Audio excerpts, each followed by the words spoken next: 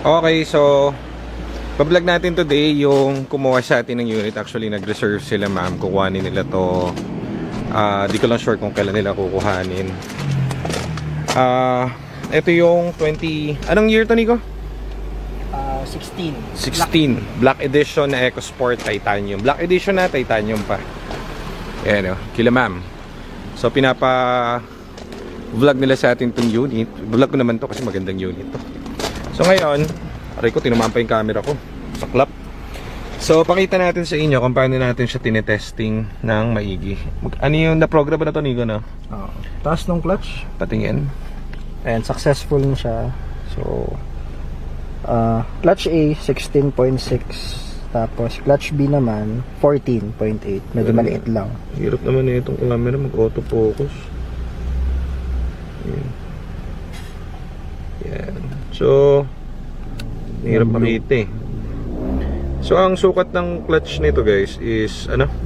Sa A, clutch A, 16.66. B naman, 14.80 mm. 14.80. So, yung sinasabi niya, baka di nyo naiintindihan at hindi nyo, ano yan, clutch, sukat ng clutch niya na itong unit. So, ang pinaka maximum, ano ang maximum nito dyan?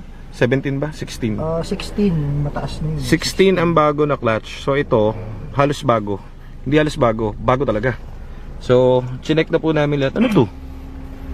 Pabango? Air freshener. Okay, so ayan lang.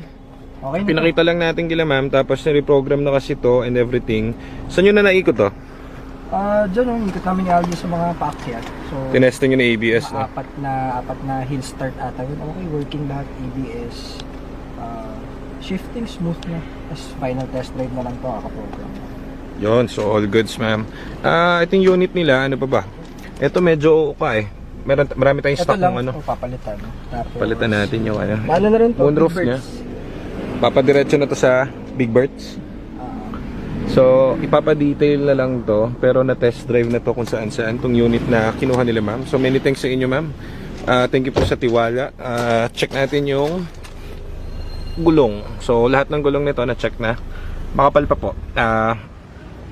Halos 90% pa yung mga gulong nito. Goodyear. All rigs. Chinek yung mga pintuan nito, bintana and everything. So, all goods. Ikutan natin yung unit niya. galing na ano pa kuya pala, Big Bird. Galing na ba ito ng Big Birds? Okay, so di-detail na lang pala ng matindi itong unit niya.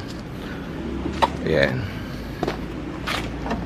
Everything good sa tayo sa engine. So papadetail na lang natin to kay Kuya Edwin, ano? So under test na kasi itong engine, so medyo marumi pa. Tinatapos lang namin. Then kapag may makita pa kaming kahit kahit na maliit na pwedeng maging problem sa future, papalitan natin. Battery niya is brand new, kakabit lang.